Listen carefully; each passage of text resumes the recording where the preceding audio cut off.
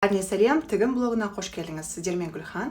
Бүгінгі видеода біз жаздық жұқа матадан кең шорты тігетін боламыз. Ол үшін бізге шалбар лекаласы қажет болады. Неше метр мата, қандай мата таңдау керектігі туралы барлық ақпаратты мен описание бөліміне жазып қоямын. Бізге осындай резинке қажет және осындай мата.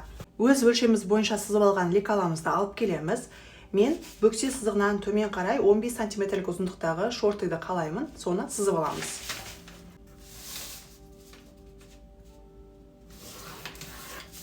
Осылай бүктеп аламыз. Лекаланы алдағы уақытта қолдану үшін мен мына шалбар лекаласын қимаймын, тек осылай матаға пішкенде бүктеп қоямын.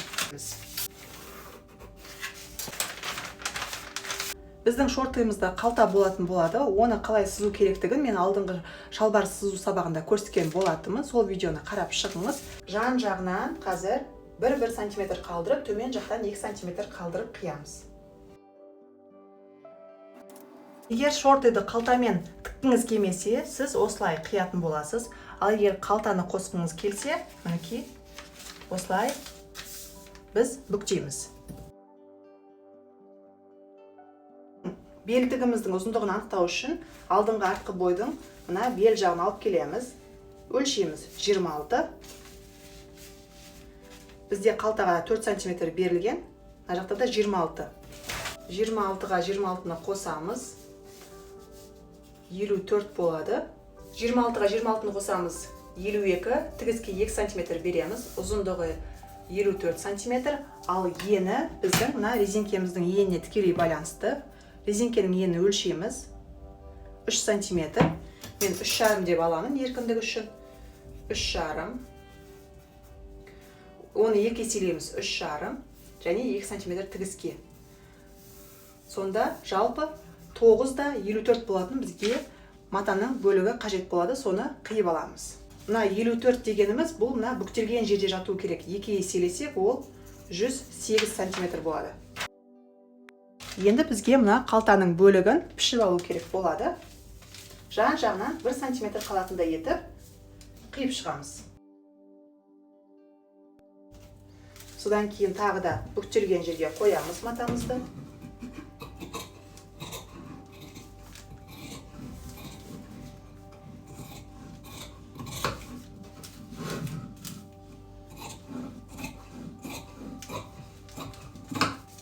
Мына жерді бүктейміз екінші матадан.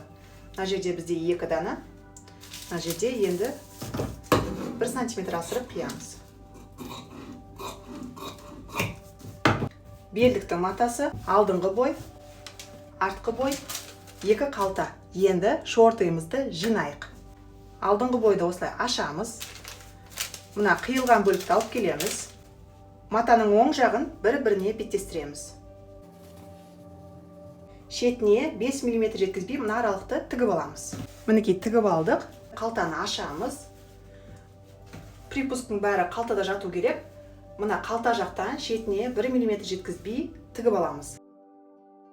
Мінекей осылай тігіп алғаннан кейін қалтаны осылай ішке кіргіземіз. Енді шетіне 5 мм жеткізбей осы жерді тігіп аламыз. Матаның оң жағына екінші қалтаның бөлігінің оң жағын осылай жатқызамыз. Басынан бастап, соңына дейін оверлоктаймыз, сосын тігін машинасында тігіп аламыз. Қалтамызды тігіп алдық. Енді қалтаны осылай ішке кіргіземіз. Жоғарғы жағына шетіне 5 мм жеткізбей тігіп аламыз осы жерді. Осы алдыңғы бөлікке енді артқы бөлікті әкеп жатқызамыз. Жан тігісін, ау тігісін түйрейміз. 2 балақты дайын болды. Енді бір балақты оң қаратамыз. Екінші балақтың ішіне кіргіземіз. Оверлоктаймыз. Тігін машинасында 2 қайтара тігіс жүргіземіз.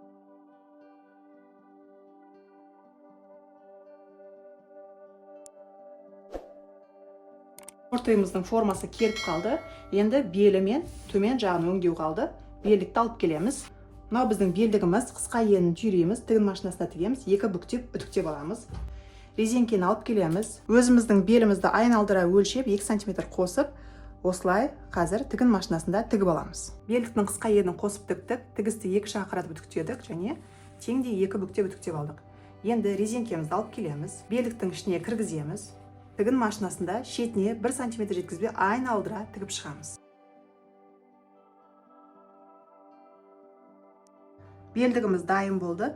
Енді сіз қалауыңызша мына жерде 1 немесе 2 қатар тігіс жүргізсеңіз болады. Ал мен қазір резинкеміз айналып кетпес үшін 2 жерден осылай тігіс жүргіземін.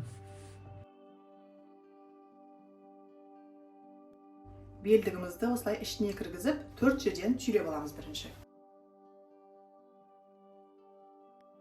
Енді ара-арасынан тағы 1 жерден түйреміз. Тігін машинасында тігіп, сосын барып оверлоктаймыз.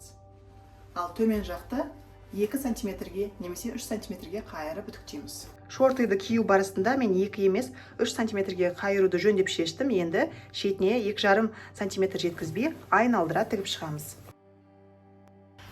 Мінекей осымен біздің жаздық жұқа матадан тігілген кең шортыйымыз дайын болды. Өте ыңғайлы киюге.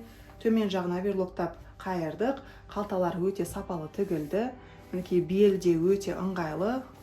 Оң жағынан көрейік.